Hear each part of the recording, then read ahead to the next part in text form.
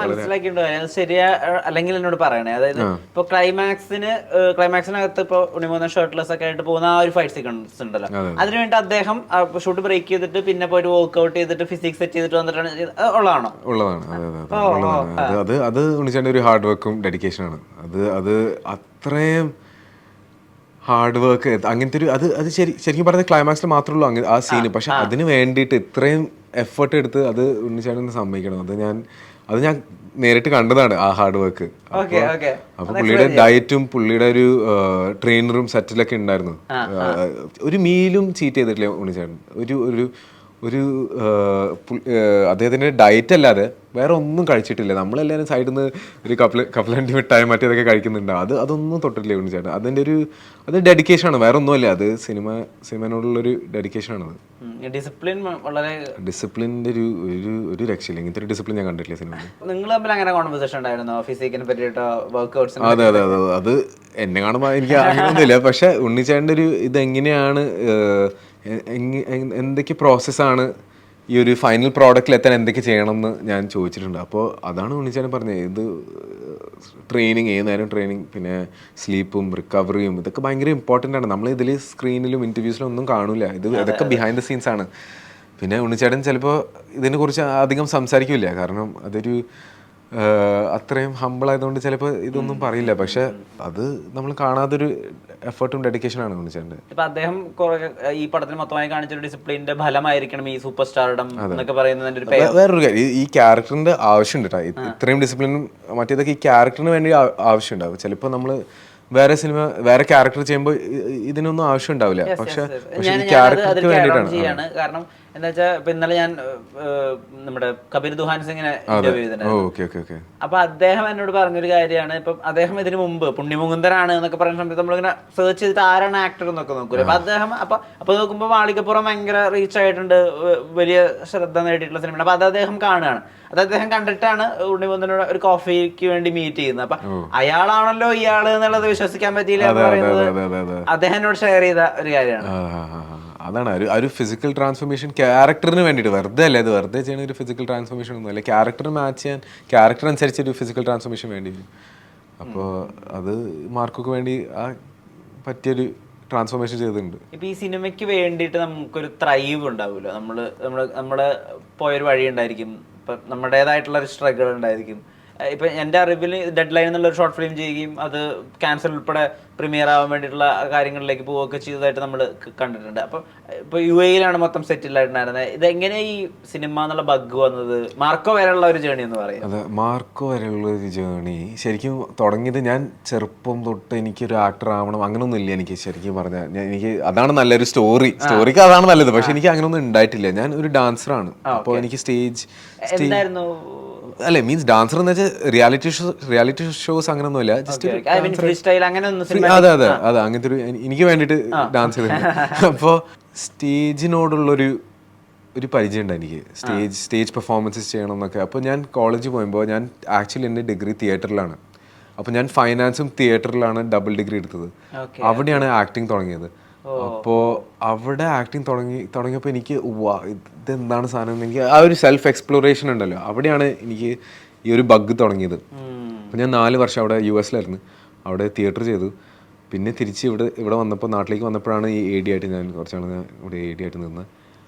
അപ്പോൾ അങ്ങനെയാണ് ഈ ആക്ടിങ് ബഗ് തുടങ്ങിയത്. പിന്നെ ആ ഒരു സമയത്ത് കോവിഡും മറ്റേതൊക്കെ ആയിരുന്നു. അപ്പോൾ ഷിഹാനാണ് എൻ്റെ ബ്രദർ, പുള്ളിക്കാരൻ ഡയറക്ഷനിലാണ്.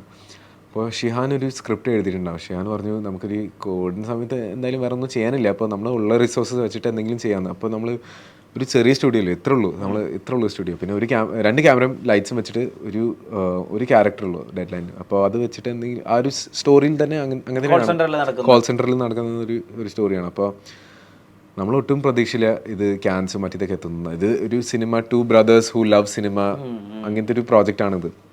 അപ്പോൾ ഫൈനൽ പ്രോഡക്റ്റ് ഷിഹാനാണ് ഇത് എഡിറ്റ് ചെയ്തത്. അപ്പോൾ ഷിഹാൻ എഡിറ്റ് ചെയ്യുന്ന സമയത്ത് ബ്രോ ഇത് കുഴപ്പമില്ല, ഇത് നല്ലൊരു സാധനമാണ്, ചിലപ്പോൾ ഫിലിം ഫെസ്റ്റിവൽസ് ഒന്ന് അയച്ച് നോക്കാം എങ്ങനെ ഉണ്ടാവുന്നത്. അപ്പോൾ അങ്ങനെയാണ് പതുക്കെ ഈ ഒരു ഫെസ്റ്റിവൽ കിട്ടിയപ്പോൾ അവസാനം ക്യാൻസർ കിട്ടുമ്പോഴാണ് എനിക്കൊരു കോൺഫിഡൻസ് വന്നത്, ആക്ടിങ് ചെയ്യാൻ പറ്റുമായിരിക്കും എന്നുള്ളത് ആ ഒരു ഫീലിംഗ്. അപ്പോഴാണ് എനിക്ക് തോന്നിയത് ഓക്കെ ഇങ്ങനെ തന്നെ ഈ ഒരു റൂട്ടിൽ തന്നെ പോകാമെന്ന്. അപ്പോൾ ചിലപ്പോൾ ആക്ടിങ് ആ കഴിവുണ്ടാവും എൻ്റെ ഒരു സ്കിൽ സെറ്റിൽ. Brother is very proud. ബ്രദറാണ് എൻ്റെ ശരിക്കും പറഞ്ഞ എൻ്റെ ഒരു കോൺഫിഡൻസ് ബ്രദറാണ്. ബൂസ്റ്റും ബൂസ്റ്റും എന്നെ ഹമ്പിൾ ആക്കണത്, എന്നെ കോൺഫിഡൻ്റ് ആക്കണത് രണ്ടും എൻ്റെ ബ്രദറിൻ്റെ. അപ്പോൾ എൻ്റെ ഒരു മാനേജർ, ബ്രദർ, ഇമോഷണൽ സപ്പോർട്ട് അതെല്ലാം എൻ്റെ ചേട്ടൻ തന്നെയാണ്. പേരൻസും ഉണ്ട്, പക്ഷേ എൻ്റെ ബ്രദറാണ്. ഞാൻ എല്ലാം ന്യൂസ് എല്ലാം ഷെയർ ചെയ്യണത് എൻ്റെ ബ്രദറായിട്ടാണ്.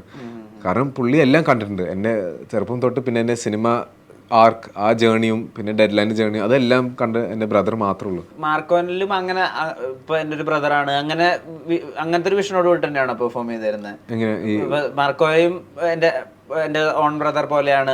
എന്റെ ഫുൾ സേവ്. അതെ, ചിലപ്പോൾ അതിന്റെ ഒരു സിമിലാരിറ്റി എവിടെയെങ്കിലും ഉണ്ടാവും. എൻ്റെ ബ്രദറായിട്ട് ഞാൻ കാണിക്കുന്ന സ്നേഹം ചിലപ്പോൾ ആ ഒരു ഫീലിംഗ് എന്തായാലും ഉണ്ടല്ലോ. ഇഷാൻക്ക് ഉണ്ടല്ലോ. അപ്പോൾ ക്യാരക്ടറും അങ്ങനെ ഞാൻ എടുത്തിട്ടുണ്ടോ സബ് കോൺഷ്യസ്. ഞാൻ മനഃപൂർവ്വം അങ്ങനെ ചെയ്തിട്ടൊന്നുമില്ല, പക്ഷെ അത് തീർച്ചയായിട്ടും ഉണ്ടാവും ഒരു ബ്രദേഴ്സിന്റെ ഒരു ഡൈനാമിക്. പവർ ഹൗസ് പെർഫോമർ എന്ന് പറഞ്ഞാൽ സിദ്ദിഖൊക്കെയാണ്. അപ്പൊ ഇതിനകത്ത് ഒരുപാട് കാര്യങ്ങളുണ്ട് അദ്ദേഹം ഇൻവോൾവ് ചെയ്യുന്ന കാര്യം. ഇപ്പൊ അതിൽ തന്നെ സിദ്ദിഖ് മാർക്കോനോട് പെരുമാറുന്നതും വിക്ടറിനോട് പെരുമാറുന്നതും ഒക്കെ രണ്ട് വിധത്തിലാണ്. സിദ്ദിഖിൽ നിന്ന് ഒരു ആസ് എ പെർഫോമർ അല്ലെങ്കിൽ ഒരു ആക്ടർ എന്നുള്ള രീതിയിൽ എടുത്തൊരു പിക്ക് ഒന്ന് പറയാൻ പറ്റും? സിദ്ദിഖ് ആസ് എ പെർഫോമർ എന്ന് പറഞ്ഞാൽ ഹനീഫ് സാറിന്റെ മെത്തേഡ് എന്താണെന്ന് വെച്ചാൽ നമ്മൾ നേരത്തെ സ്ക്രിപ്റ്റ് ഒന്നും കിട്ടില്ല. നമ്മൾ സെറ്റിൽ വന്നിട്ടാണ് നമ്മൾ സ്ക്രിപ്റ്റ് കിട്ടുന്നത്. ഡയലോഗ്സ് കിട്ടുന്ന സെറ്റിലാണ്. അപ്പോൾ എനിക്ക് ഇതൊക്കെ കിട്ടുമ്പോൾ കുറച്ച് ടൈം എടുക്കും. ഒരു 5 minutes 10 minutes എങ്കിലും വേണം ഈ ഡയലോഗ് എല്ലാം പഠിക്കാൻ. Which is I think normal. അത് നോർമലാണ്. സിദ്ദിഖ് അങ്ങനെയാണെങ്കിൽ ഓക്കെ ഷോർട്ട് റെഡി. അങ്ങനെയാണ് സിദ്ദിഖയുടെ ഒരു പ്രോസസ്സ്. അത് ഞാൻ ചോദിച്ചു സിദ്ദിഖിനോട്, ഇത് എങ്ങനെയാണ് ഇത്രയും പെട്ടെന്ന് ഈ ഒരു പ്രോസസ്സ് എങ്ങനെയാണ് ഇത്രയും പെട്ടെന്ന് കിട്ടുന്നത്? അപ്പോൾ സിദ്ദിഖ് പറഞ്ഞു, ഇത് എക്സ്പീരിയൻസിൻ്റെ ഒരു ഭാഗമാണ്. നമ്മൾ ഇത്രയും പടങ്ങൾ ചെയ്തിട്ട് പിന്നെ അത് പെട്ടെന്ന് പഠിക്കാനുള്ളൊരു സ്കില്ലുണ്ടാവും സിദ്ദിഖാന്. അപ്പോൾ അതാണ് ഞാൻ ഏറ്റവും ഇമ്പ്രസീവായിട്ട് എനിക്ക് തോന്നിയത്. അത് ഡെഫിനറ്റ്ലി ഒരു പ്രിപ്പറേഷൻ ഉണ്ട് കേട്ടോ സിദ്ദിഖ്. കാരണം ഒരു ഡെഫിനറ്റ്ലി പ്രിപ്പയർഡ് ആയിട്ടാണ് വരുന്നത്. പക്ഷേ ഡയലോഗ്സിൻ്റെ ഒരു ആ സാധനം ഭയങ്കര ഫാസ്റ്റാണ് സിദ്ദിഖ്. ഇപ്പൊ ഞാൻ ഒരുപാട് സ്ലാഷർ ജോണർ സിനിമകളുണ്ടല്ലോ. ഇപ്പൊ so, Wrong Turn, slasher genre എന്നാൽ പോലും അങ്ങനത്തെ ബ്ലഡ് ഷെഡ് ഉള്ള സിനിമകൾ അല്ലെങ്കിൽ റെയ്ഡ് ഇതൊക്കെ നമ്മൾ കണ്ടിട്ടുണ്ട്. കില്ല് നമ്മൾ കാണുന്നുണ്ട്. പക്ഷെ എന്നാൽ പോലും ഇതിനകത്ത് പ്രീ ക്ലൈമാക്സിന് തൊട്ട് മുമ്പ് ഇപ്പൊ ഒരു ഹോം ഇൻവേഷൻ പോലത്തെ ഒരു സീൻ ഉണ്ടല്ലോ അതിനകത്ത്, വില്ലന്മാരുടെ പ്രധാനപ്പെട്ട ഏരിയ. അതിൽ പല സ്ഥലത്തും എനിക്ക് സ്ക്രീനിലേക്ക് നോക്കാൻ പറ്റാതിരുന്നിട്ടുണ്ട്. ശരിക്കും ഭയങ്കര എനിക്ക് ടോട്ടലി ഡിസ്റ്റർബിങ് ആയിരുന്നു ആ സീൻസ്. ഞാൻ കുറെ നേരം ഇങ്ങനെ ഇരുന്നിട്ടുണ്ട്. സത്യമാണ് അത്. അപ്പൊ മാത്രമല്ല ആ സമയത്ത് കുറച്ച് ഹാർട്ടഡ് ആയിട്ടുള്ള ആളുകൾ അങ്ങനെ ആവും. ഇഷാന ശരിക്കും ആ സീൻസ് എന്താ തോന്നിയിട്ടുണ്ടായിരുന്നത്? ഈ സീൻസ് എല്ലാം ഷൂട്ട് ചെയ്യുന്ന സമയത്ത് ഞാനില്ല അവിടെ. കാരണം ഞാൻ ഈ കഥയുടെ ഭാഗമല്ല. അപ്പോൾ ഞാനും കാണുന്നത് ഒരു ഫസ്റ്റ് ടൈം ഓഡിയൻസ് ആയിട്ടാണ്. അപ്പം ഫസ്റ്റ് ടൈം ഞാൻ പടം കണ്ടപ്പോൾ ഞാൻ നെട്ടിരിക്കരുത്. ഇത് ഓ മൈ ഗോഡ്, ഇതൊക്കെ ജസ്റ്റ് പുതിയതായിട്ട് ഐഡിയാസ് ആണല്ലോ. ഇത് നമ്മൾ ഒരിക്കലും സിനിമയിൽ കണ്ടിട്ടില്ല ഇങ്ങനത്തെ സീൻസും മറ്റേതൊക്കെ. അപ്പം ഞാനും ഷോക്ക്ഡ് ആയിട്ടാണ് ഞാൻ ഫസ്റ്റ് ടൈം കണ്ടത്. ഇന്നലെ ഞാൻ പടം വീണ്ടും കണ്ടു. ഇന്നലെ കണ്ടപ്പോൾ ഞാൻ കണ്ണു തുറന്നു, അടിപൊളിയോ എൻജോയ് ചെയ്തിട്ടാണ് ഞാൻ കണ്ടത് സത്യം പറഞ്ഞ. കാരണം അതിൻ്റെ ഒരു പെർഫോമൻസ് ഉണ്ട് അവിടെ. കബീർ സിംഗ് ദുഹാൻ്റെ ഒരു പെർഫോമൻസ് ഉണ്ട് അവിടെ. അത്രയും ബ്രൂട്ടലായിട്ട് നിൽക്കാൻ, അത്രയും ഉണ്ണിച്ചേട്ടൻ്റെ കൂടെ നിൽക്കാൻ ഒരു പവർ ഹൗസ് ആണ് കബീർ സിംഗ് ദുഹാൻ. അപ്പോൾ ആ പെർഫോമൻസ് ആണ് ഞാൻ ഇപ്രാവശ്യം കണ്ടപ്പോൾ ഞാൻ ശ്രദ്ധിച്ചത്. അബിയുടെയും ഗ്യാസ് സിലിണ്ടറിന്റെ സിലിണ്ടർ സാറിനൊക്കെ വിളിക്കുന്നുണ്ട്. അതൊരു കോംപ്ലിമെന്റ് ആണ് ശരിക്കും. അത്രയും നന്നായിട്ട് ഇവരൊക്കെ ചെയ്തിട്ടുണ്ട്. അപ്പോൾ അത് പിന്നെ ഹനീസ് സാറിന്റെ ഒരു വിഷനാണ്. ഇതെല്ലാം ഹനീസ് സാറിന്റെ ഒരു വിഷനാണ്.